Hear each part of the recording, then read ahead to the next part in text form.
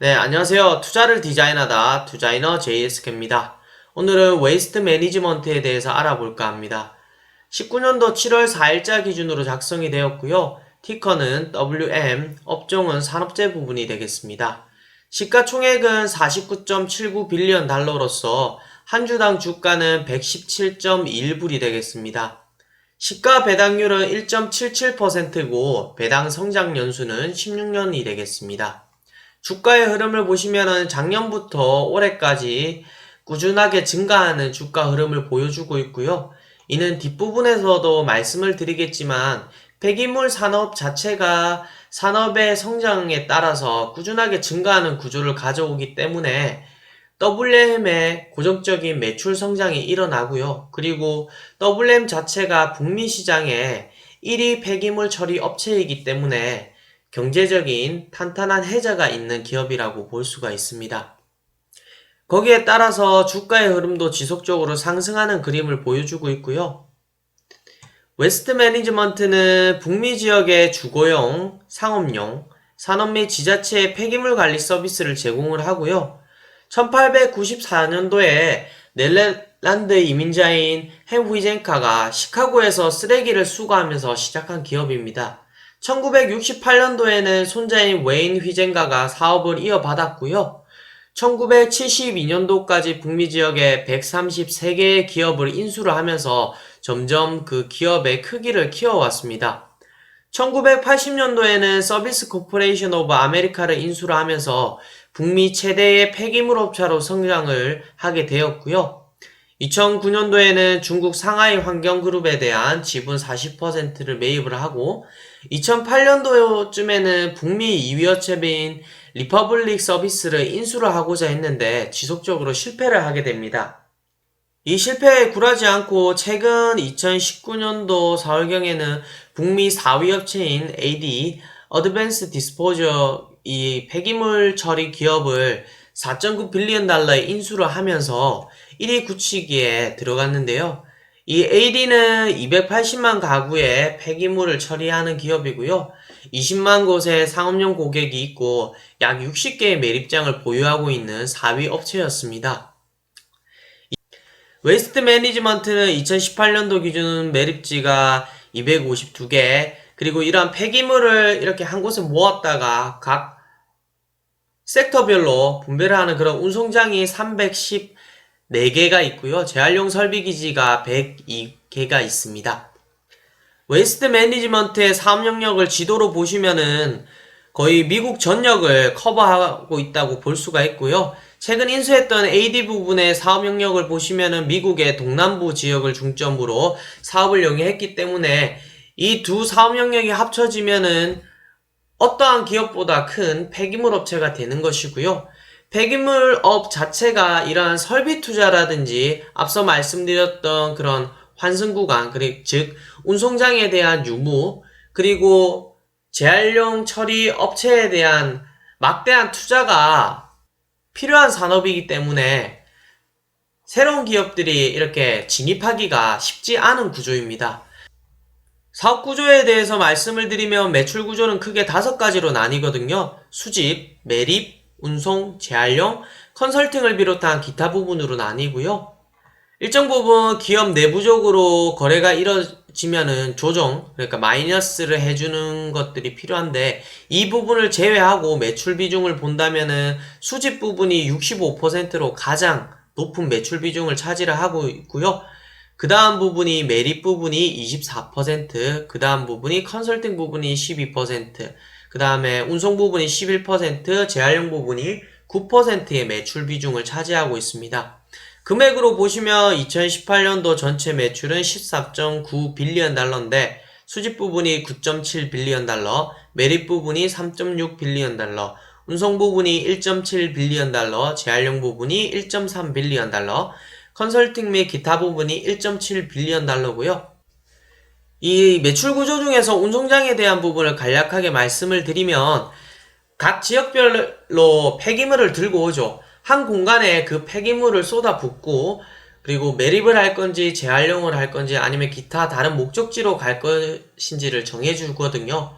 그럼 그 목적지별로 큰 차에 다시 폐기물을 분류를 해서 그 폐기물 차량은 다시 해당 목적지로 출발을 하게 됩니다. 그러한 역할을 하는 곳이 운송장이라고 합니다. 그리고 다시 돌아가서 수집 부분, 즉 가장 매출 비중이 높은 수집 부분은 다시 상업지구, 그리고 가정지구, 산업지구, 기타 부분 네 가지로 나뉘는데요. 이 중 가장 많은 수집 매출을 일으키는 부분이 상업 부분에서 약 41%의 수집 매출을 창출을 하게 됩니다. 수치로 말씀을 드리며 2018년도 기준 수집 부분에서 9.7빌리언 달러의 매출이 발생을 했는데요.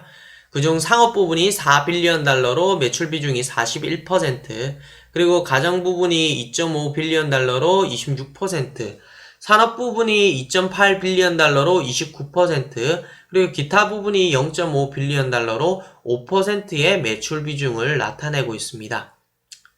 웨이스트 매니지먼트의 강점은 무엇이냐면 산업과 인구가 성장함에 따라서 폐기물은 지속적으로 증가할 수밖에 없는 구조고요. 거기에 따라서 한정된 매립지는 지속적으로 감소할 수밖에 없는 추세입니다. 매립지가 감소하다 보면은 매립 단가는 자연적으로 증가할 수밖에 없고요. 그러한 그림을 나타내 주는 게 웨이스트 매니지먼트의 2019년도 가이던스를 소개하는 사업보고서에 따르면 MSU가 도시고용 폐기물이라고 해서 우리가 흔히 말하는 폐기물이라고 볼 수가 있고요.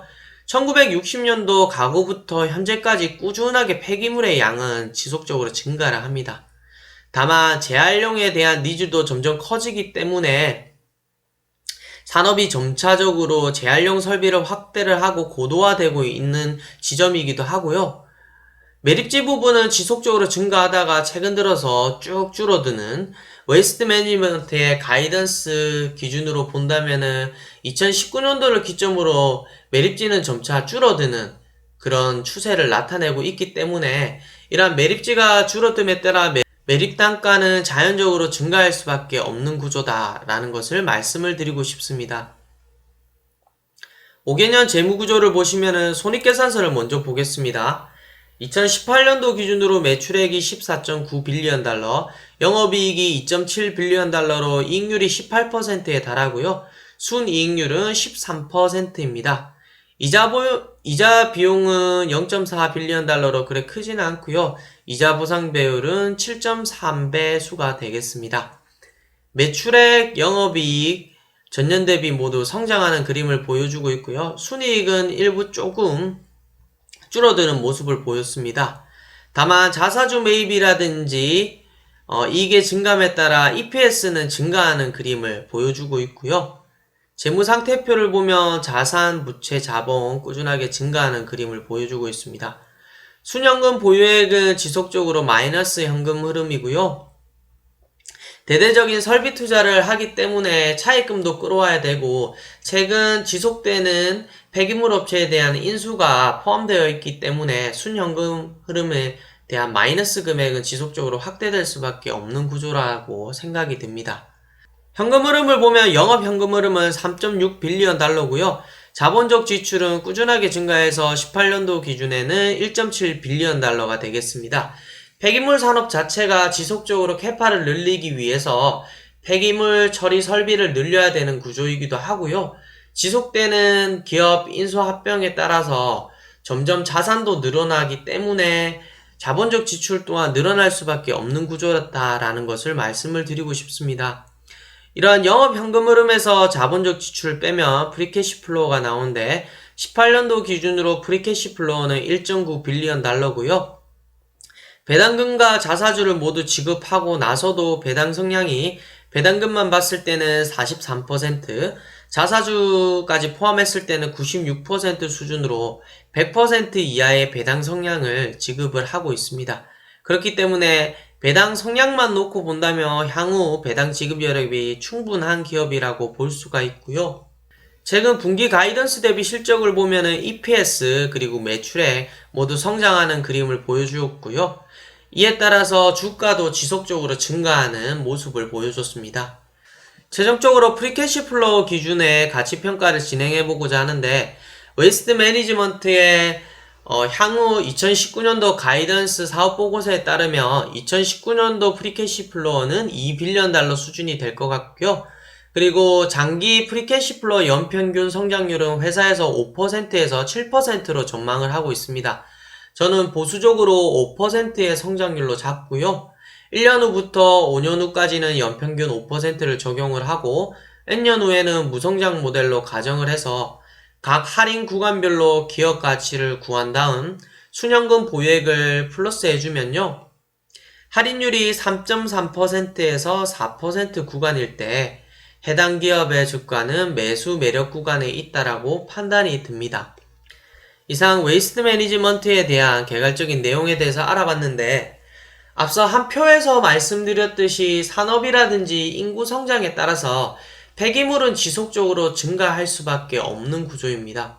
거기에 반해 한정된 땅에서 매립할 공간도 한정되어 있기 때문에 매립지는 줄어들 수밖에 없는 구조입니다. 그렇기 때문에 산업 자체는 점차 재활용 비율을 늘려가거나 매립을 해야 되는 쓰레기를 줄일 수밖에 없는 구조고, 매립할 수 있는 공간이 줄어들면 자연스럽게 매립 단가는 높아질 수밖에 없습니다.